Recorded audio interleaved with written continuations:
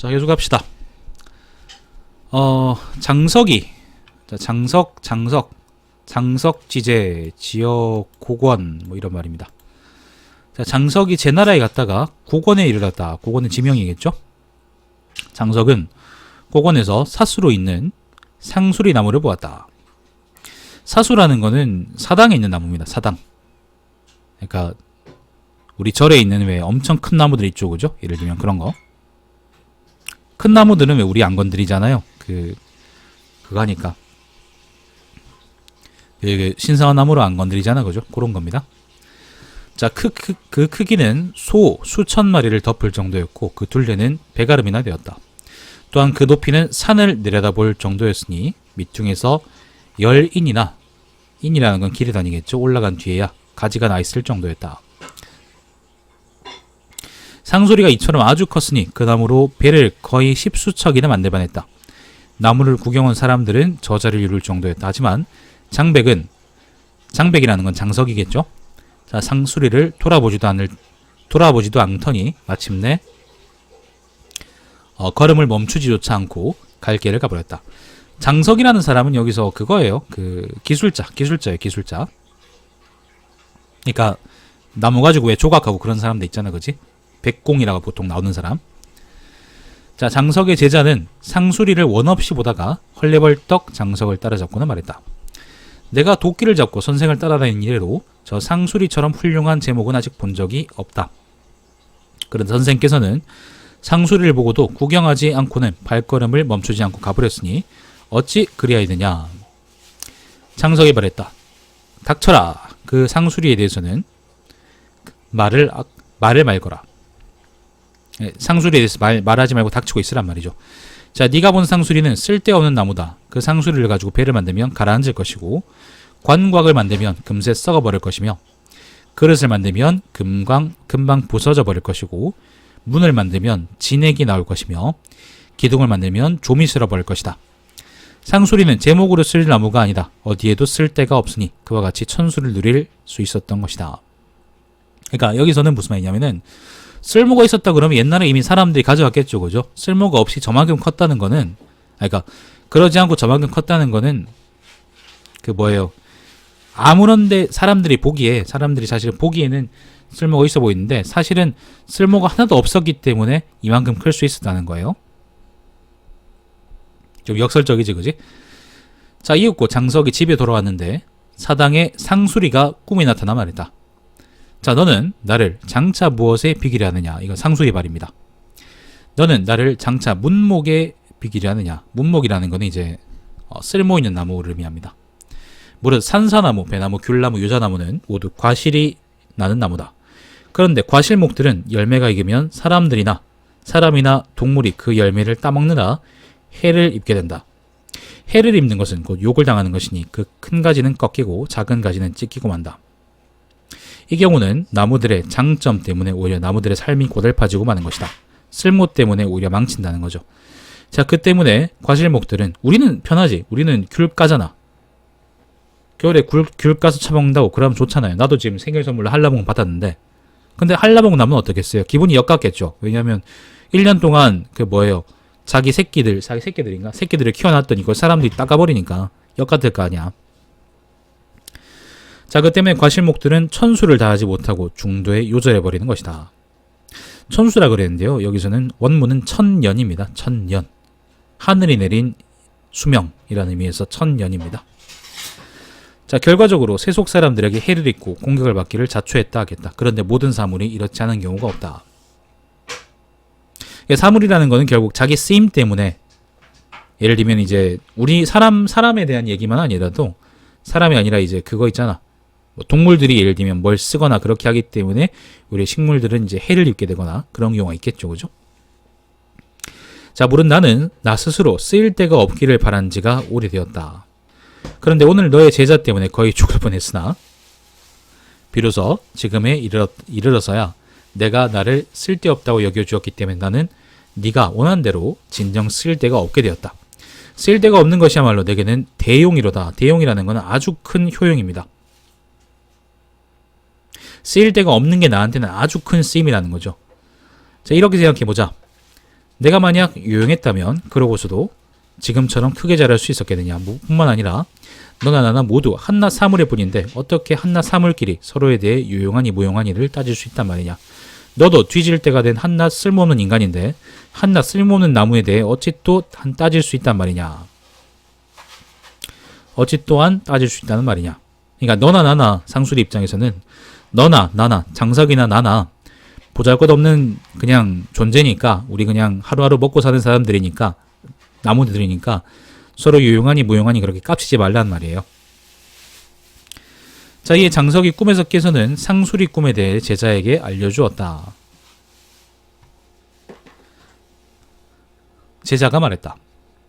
상술이의 뜻이 스스로 무용하게 된 데 있었다면 사당의 나무가 된 것은 왜일까? 그러니까 이게 뭐냐면 이제 상술이는 그거죠. 자기 스스로 이제 약간 무용하게 되겠다. 나는 쓸모가 없게 되겠다 그랬는데 정작 상술이는 이제 사당 앞에 가지고 신목으로 아까 그 살아 있었다 그랬으니까 신목도 일종의 쓰임이잖아, 그죠? 거기에 대해서 묻는 거예요. 장석이 말했다. 닥쳐라. 너는 짓거리지 마라.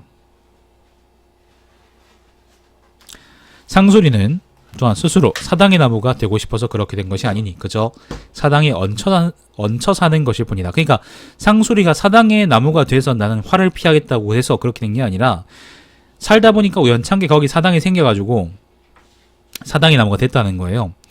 자, 생각하건대 상술이는 자기의 유용성을 따지는 너의 말을 단지 자신을 알아주지 않는 놈이 짓거리는 욕설이라고 생각할 것이다. 만약 상술이가 사당의 나무가 되지 못했다면 상술이는 또한 어찌 배이지 않았겠느냐. 뿐만 아니라 저 상술이는 천수를 누리기 위해 스스로를 보존하는 방법이 보통 사람들과는 다르다. 그러니 의로서 상술이를 깨우치려 하는 것은 또한 타당함과는 거리가 멀지 않겠느냐. 자, 무용지용입니다. 무용지용. 쓸모없다는 게 오히려 쓸모있다는 거죠.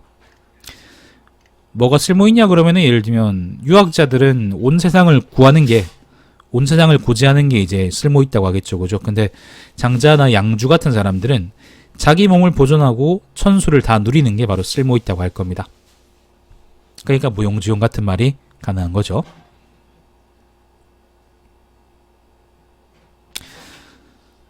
자, 남백자기가 상나라에 구에 놀러 갔다가 상나라라는 건 여기서는 이제 그 송나라림이에요. 송나라의 후신이 상나라에 이제 봉해졌기 때문에 자, 상나라의 구에 놀러 갔다가 커다란 나무를 보았다. 그 나무는 보통 나무와는 다른 점이 있었으니 아주 큰 것이 나무의 그림자가 덮은 곳에 결사, 천성이 거의 가려져 숨을 수 있을 정도였다. 결사라는 것은 전쟁 수레입니다. 전차야, 전차. 자, 자기가 말했다. 어떻게 이런 나무가 있을까? 이 나무는 분명 제목으로서 다른 나무와는 다른 점이 있을 것이다.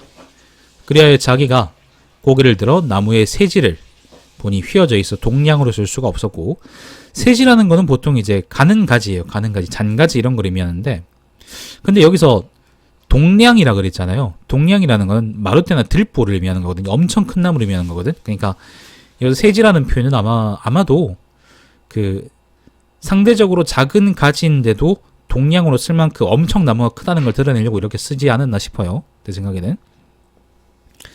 자, 동량으로 쓸 수가 없었고 허리를 굽혀 나무의 커다란 뿌리를 보니 그 축이 갈라져 있어서 관곽으로 쓸 수도 없었다.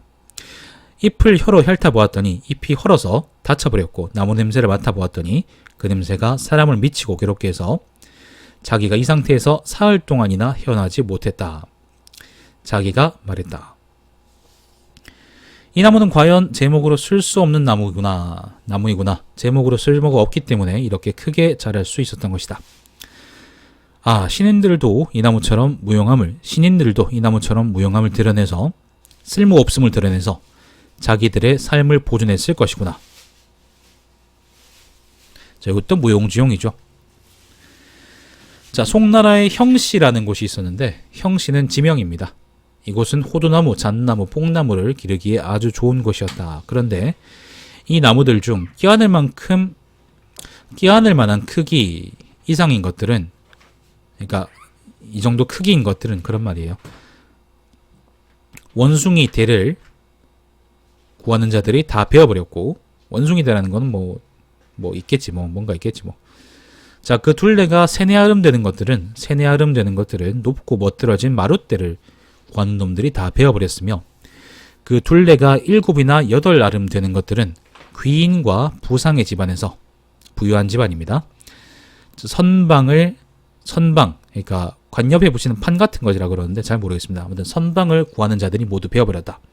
결국 형시에서 자라던 나무들은 천수를 마칠 수 없었으니 모두 도끼에 베어 중도에 요절해 버렸던 것이다. 이것이 바로 유용함 때문에 생기는 우환이로다. 제지환이라 그랬습니다. 그러니까 이 나무는 사람들한테 유용했는데 결국 그 유용함 때문에 결국에는 자기 천수를 누리지 못하고 다 베어버렸던 거죠. 자, 이 이야기와 같은 맥락에서 해에 대해 생각해보자. 해라는 건 제사 이름이에요. 황하에다가 재물을 던졌답니다. 자, 해에 대해 생각해보자. 해를 지낼 때에는 이마가 하얀 소, 코가 높은 돼지, 그리고 치질을 앓는 사람은 황하에 바칠 제물로 적당하지 않다고 여겼다. 그러니까 이마가 하얀 소, 코가 높은 돼지, 그리고 치질이 있는 사람은 이제 제물로 해라는 제사를 지낼 때 제물로 바치지 않았다고 하는 거죠. 자, 무축들은 이것들이 제물로 적합하지 않다는 것을 알고 있었는데 그 이유는 사람들이 이것들을 상스럽지 않다고 여겼기 때문이다. 그런데 이런 것들은 오히려 신인은 아주 상스럽게 여겼다고 하는 바이다. 신인은 지인이죠. 그러니까 도가의 도인들인데 이마가 하얀 소, 코가 높은 돼지, 치질을 앓는 사람이 왜 이게 상스럽다고 얘기냐 하면은 해라는 거는 황하에다 재물을 던지는 거잖아. 재물을 던진다는 거지. 그러니까 재물을 던지는데 재물을 던지면 뒤지잖아요. 그죠? 죽잖아. 그러니까 자기 천수를 못 누린다는 거야. 제사를 지내는 사람 입장에서는 뭐 그럴 수 있다고 치더라도, 예를 들면 좋다 그럴 수 있다 그러더라도 제사에서 재물로 들어가는 놈들은 재물로 바쳐지고 싶겠어요. 그죠? 안 그러고 싶겠지. 아즈텍에 잡혀간 이제 심장 꺼내지는 놈들은 그러고 싶을까 안 그러고 싶을까 아니에요. 그러니까 여기서 이제 사람들은 오히려 이게 상스럽지 않다고 해서 제사에 쓰지 않았는데 오히려 신인들은 자기 천수를 누리는 게 바로 돌을 닦는 거기 때문에 이런 특성들이, 사람들이 피하는 특성들을 오히려 상스럽게 여겼다라고 보는 겁니다. 이것도 마찬가지로 무용지용이죠. 요 뒤에 주제는 되게 일관적입니다. 자, 지리소라는 사람은 지리소는 사람은 뭐 질이 멸렬하다, 지리한 소, 그런 말입니다. 자, 지리소는 턱이 배꼽에 가려져 있었고 어깨가 정수리보다 높이 있었으며 상투는 하늘을 가리키고 오관은 저 위에 있었고 양넓적 다리는 겨드랑이에 붙어 있었다. 하지만 지리소가 생긴 것은 이렇게 생겼으되 헌 옷을 기우는 일을 해서 입에 풀칠을 할 만했고 키를 흔들고 곡식을 까불어서 10사람을 먹일 만했다. 지리소라는 사람이 있습니다. 지리소라는 사람은 아주 이상하게 생겼어요. 아주 이상하게 생겼습니다. 그런데도 어쨌든 자기 일을 하면서 먹고 살았다는 거야. 자, 이게 중요한 건 아니고요. 자, 그런데 나라에서 싸울 장정을 징집할 때가 되면 지리소는 소매를 거두올리고 징집을 기다리는 사람들 사이를 쏘다녔고, 나라에 노역이 있을 때는 지리소 자신에게 지병이 있었으므로 일을 받지 않아도 되었다. 또 나라에서 병자들을 구휼할 때에는 곡식을 세종과 뗄나무 10묶음이나 받았다. 그러니까 지리소는 모습도 이상하고 일하기도 힘들고 그렇게 생겼는데 멀쩡히 생기지 않았는데 오히려 자기 일을 잘하고 먹고 살 수 있을 정도가 됐으며, 그리고 오히려 이제 징집이나 노역이나 아니면은 구휼이 있을 때는 자기 몸 때문에 징집이나 노역 같은 건 피했고, 왜냐하면 멀쩡하지 않은 사람은 어떻게 일을 시키겠어요. 그죠? 예를 들면 허리가 굽은 사람한테 어떻게 전쟁에 나가라 그러겠냐고. 전쟁에 나가면 개죽음이잖아. 그지? 그런 걸 다 피했다는 거지. 그런데 거기다가 또 이제 몸이 이상하게 생기고 이제 장애가 있었기 때문에 오히려 구휼할 때에는 앞장서가지고 다른 사람보다 훨씬 더 많은 걸 받았다는 거지. 자, 지리소의 모습은 기이했으나 그 모습 때문에 오히려 자기 몸을 보존할 수 있었다. 자신이 받은 천수를 마칠 수 있었던 것이다. 자, 지리소의 사례가 이러한데도 또한 지리소의 덕이 지리하다고 할 수 있겠느냐. 지리소는 자기의 모습 때문에 쓸모가 없었지만은 사실은 자기의 천수를 누리는데 그게 있었어요. 그러니까 예, 도움을 받았던 거죠. 그러니까 이거는 이제 아까 그 뭐예요?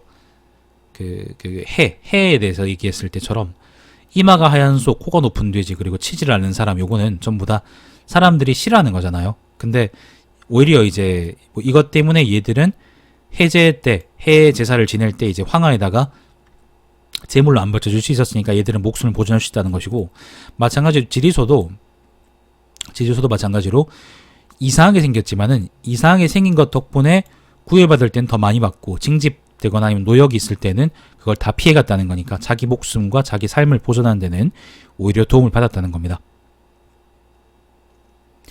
늘 그렇지만은 계속 무용지용이란 말이 반복되고 있습니다. 자, 그 다음은 공자하고 그 다음에 접여 사이의 이야기입니다. 접여는 미쳤다라고 보통 많이 나오는데 사실은 아마 도인이었을 가능성이 큽니다. 논어에도 비슷한 말이 나와요. 당대 아마 되게 유명했던 사람일 겁니다. 자, 공자가 초나라에 갔다. 그런데 초나라에 미친놈인 접여가 공자가 있는 곳으로 와서 문 앞에서 유세하며 말했다. 봉황아 봉황아 어찌하여 너의 덕이 쇠하고 말았느냐. 앞으로 올 세상은 미리 대비할 수 없고 미리 대비할 수 없고 이미 가버린 세상은 쫓아갈 수가 없는 법이다. 천하에 도가 있으면 성인이 도를 이룰 것인데 천하에 도가 없으니 성인은 그저 살아갈 뿐이다. 목숨만 이어간다 그런 말이죠. 시절이 지금 같아서야 겨우 형벌이나 면할 뿐이겠다. 복은 깃털처럼 가벼운데 사람들은 복을 손에 넣을 줄 모르고 화는 땅덩이처럼 무거운데 사람들은 피할 줄을 모른다. 때려치워라 때려치워라. 사람들은 덕으로서 다스리려 하는데 위태롭구나 멋대로 땅을 나누기로 치달아가는 것이 미친 척이나 하라. 그러면 내 가는 길에 탈이라도 없으리라. 나는 피하기도 하고 굽히기도 하며 나의 근본을 상하게 하자 내린다. 이 노래입니다. 노래. 쪽 붙였으니까 이제 운율이 잘 안 살죠. 봉황아 덕이 쇠하고 말하느냐. 봉황은 처음에 사실 나는 이제 공자보고 하는 말이라고 생각했었는데 그건 아닌 것 같고, 여기서는 이제 도인을 얘기하는 것 같아요. 우리가 아는 그 장자의 도가에서의 도를 의미하는 것 같고요. 자, 올 세상은 미리 대비할 수 없고 가버린 세상을 쫓아갈 수 없는 법이다. 천하에 도가 있으면 성인이 도를 이룰 것인데 천하에 도가 없으니 성인은 그저 살아간다. 지금 세상에는 도가 없는 아주 어지러운 세상이다. 그렇기 때문에 예를 들면 성인들의 가르침을 따르지 않고 사람들이 이제 그걸 따르지 않으니까 성인들은 그냥 숨어가지고 미친 척하고 살아가기만 한다 그런 말이죠. 자, 지금 시절이 지금 같아서야, 지금같이 세상이 혼란스러워서야 겨우 자기 뜻을 펴기는커녕 형벌이나 면하겠다 그런 말이고, 자, 복은 가벼운데 손에 올 줄 모르고 화는 땅덩이처럼 무거운데 사람은 화를 피우는, 이거는 이제 다 사람들이 도를 따를 줄 모른다는 말이겠죠. 때려치워라 사람들을 덕으로 다스리려 하기를. 이거는 이제 이거는 공자한테 하는 말이겠죠. 덕으로 다스린다는 말은 이제 인의예제를 앞세워가지고 사람들을 다스리려 한다는 말을 의미할 것이고, 자, 위태롭구나 멋대로 땅을 나누기로 치달아가는 것이, 이건 아마도 제후들끼리 그걸 하는 것 같아요. 전쟁을 해가지고 땅을 빼앗고 주고 하는 거를 아마 의미하는 것 같아요. 세상이 어지럽다는 거죠. 그러니까 세상은 어지러운데 세상이 어지러워서 위태로운데 공자 같은 사람들은 덕으로서 사람들을 다스리려 한다고 노력하니까 이걸 보고 때려치우라고 하는 거지. 자, 미친 척이나 하라. 그러면 내가 가는 길에 탈은 없으리라. 자기는 천수를 누릴 수 있을 것이다 그런 말이죠. 피하기도 하고 굽히기도 하며 근본을 상하게 한다. 피하기도 하고 굽히기도 한다는 거는 공자처럼 꼬장꼬장하게 어떻게 돼요? 정치는 이렇게 된다, 저렇게 된다, 아니면 이렇게 주장하는 게 아니라 천수를 누리기 위해서, 천수를 누린다는 게 근본을 상하지 않게 한다는 것이고, 그것을 위해서, 그게 더 중요하니까 자기는 뜻을 굽히기도 하고 미친 척도 하고 그렇게 하겠다는 말입니다. 미친 척이라는 거에서 무용지용이라는 말하고 통하긴 하는데, 이거는 이제 조금 어긋나요. 조금 어긋납니다. 조금 어긋나고, 그리고 이제 장자가 직접 만들어낸 우화가 아니고, 이 얘기는 아마 그 당대 유명했던 말 같아요. 왜냐하면은 완전히 같은 건 아닌데요. 논어에 보면 요 말이 나와요. 논어의 미자에 나오고요. 사기의 공자세가에다 보면은 그 접여하고 이제 공자가 대화했던 얘기가 나오거든요. 그러니까 아주 이제 유명한 일화를 빌려와가지고 아마 장자가 그 무용지용에 대해서 아마 비유적으로 얘기하려고 했던 것 같아요. 내 생각에는. 공자 입장에서는 출사해가지고 정치를 바로잡아야 된다는 사람이고, 그죠? 그러니까 자기 유능함이나 유용함을 드러내야 되는 입장이고, 접여라는 거는 그런 것보다는 자기를 보존하는 게 제일 중요하니까 오히려 미친 척을 해서 자기 유용함을, 자기 능력을 없애려, 자기 능력을 이제 감추려는 사람인 거죠. 그렇게 아마 일관되게 볼 수 있을 것 같습니다. 자, 산목은 자신의 유용성 때문에 자기를 해치게 되고, 산목은 이제 나무하고 산하고 나무. 자, 고화라는 거는 이제 기름하고 불이요. 자신의 유용성 때문에 자신을 불태우게 된다. 계피는 먹을 수 있기 때문에 따이고, 옷은 쓰일 때가 있기 때문에 베이고 만다. 사람들은 모두 유용지용에 대해서는 잘 알지만 무용지용에 대해서는 알지 못한다. 자, 그래서 정리를 한번 하자 그러면 요게 인간세 전부입니다. 정리를 한번 하자 그러면은 앞에 나왔던 안회하고 공자하고의 대화에서부터 그 요 거배곡 있죠, 그죠? 안압하고 거배곡의 대화까지는 일종의 처세술에 대한 얘기고, 여기서의 주제는 바로 사람 사는 세상에서 우리가 도를 추구하며 산다는 것은 어떤 모습일까라는 얘기에 대해서 장자가 나름대로 해답을 주는 거라고 보시면 되겠어요. 물론 그 와중에 심제도 나오고 여러 가지 중요한 개념들도 나오긴 하지만은 큰 주제는 난 처세라고 생각해요. 만약에 우리 장자찡은 이렇지 않아 그러면서 우리 장자찡은 처세 같은 걸 입에 올릴 사람이 아니야 그렇게 그러면서 이제 그 원래 내용을 뒤틀려 그런다 그러면 오히려 이제 원래 내용을 왜곡하게 되는 거겠죠. 내 생각에 이거는 명백하게 처세에 관한 얘기고, 장자가 도를 추구하면서도 이제 송나라에 살면서 관리로 살면서 이제 겪었던 일들을 토대로 해서 아마도 이제 어떻게 하면은 내가 실수하지 않고 잘 살 수 있을까? 어떻게 하면 내가 이제 세상 속에서 일을 하면서도 천수를 누리면서 잘 살 수 있을까에 대한 고민이 여기 있다고 보면 되겠습니다. 그게 제일 자연스럽습니다. 내 생각엔 그래요. 자, 요 앞에까지는 다 그렇고요. 요 뒤에 장석지제부터 끝까지는요, 대체로 다 이제 무용지용에 대한 이야기입니다. 사람들한테 쓸모가 있기 때문에, 예를 들면 나무나 아니면 동물 같은 거 있잖아. 그런 것들은 다 이제 죽거나 아니면 이제 새끼를 따인단 말이지. 열매를 따인단 말이지. 근데 오히려 그거는 사람들한테는 쓸모가 있지만은 어떻게 되겠어요? 그 동물이나 식물한테는 어떻게 되겠어요? 쓸모가 없는 거지. 왜냐면 그것 때문에 이제 1년 동안 이제 길러낸 그 열매를 따이기도 하고, 멀리 간다 그러면 이제 나무가 베이기도 하고, 동물은 죽기도 하고 그러잖아. 그지? 가죽 때문에. 옛날에 그 사람은 이름 때문에 뒤지고 호랑이는 가죽 때문에 뒤진다 이런 말도 있었지. 그지? 어디 나왔지 그게? 황사물에 나왔나? 그것처럼 이제 유용함 때문에 오히려 목숨을 해치는 거예요. 근데 목숨이라는 게 뭐예요? 제일 중요한 거잖아. 장자 입장에서는 그게 제일 중요한 거거든요. 이게 멀리 갈 필요 없이 이제 앞에 인간세 말고요.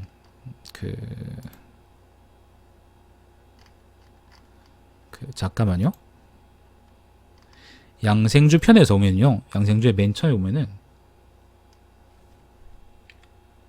불경하게 듣지 마라 새끼야. 양생주 맨 첫 편에 보면은 자, 가히 보신, 가히 전생, 가히 양친, 가히 진년이라 그랬지. 이게 바로 양생이야. 다른 게 아니라 이게 돈 거죠. 자기 몸을 보존하고 자기 전생은 뭐라 그랬냐? 자기 몸을 지키고 자기 삶을 보존하고 그 다음에 부모를 모시고, 부모를 봉양하다 그렇게 봐야 되나? 아무튼 진년, 이거는 천수를 누린다 그런 말이죠. 요게 바로 이제 도라는 거지. 그런 입장에서 장자가 보는 도라는 게 요런 것인데, 이런 입장에서 괜히 예를 들면 이제 나는 유용하다 그렇게 해가지고 그 전쟁터에 나가가지고 막 목숨을 걸고 싸우고 다른 사람 수백 명을 죽이고 그러는 게 유용성이라 보겠어요. 그죠? 그건 아니죠. 그러니까 결국에는 자기가 있는 재주가 있더라도 오히려 그걸 숨기고 살고, 일을 할 수 있음에도 어쨌건 자기가 할 수 있는 데까지만 하고 오히려 주제 넘게 나서지 않고 그런 것들이 바로 이 장자가 생각하는 이제 무용지용인 것이고 그걸 이제 보통 이제 인간세에서는 계속 이제 상수리나무 아니면은 뭐 무슨 귤나무, 뭐 유자나무, 산사나무 이런 거 있잖아, 그지? 아니면은 아까 나왔던 그 쓸모없는 나무들, 아니면은 지리소, 아니면은 또 뭡니까? 접여가 이제 미친 척하는 거 이런 것들을 토대로 해서 계속 보여주는 거죠.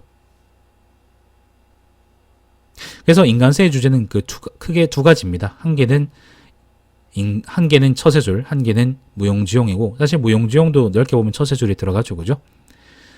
중간에 심재 같은 개념들이 나오긴 하지만 사실 그거는 인간세의 메인은 아닙니다. 메인이라고 할 수는 없죠. 뭐 그렇습니다. 인간세였습니다. 인간세. 사람 사는 세상입니다. 사람 사는 세상.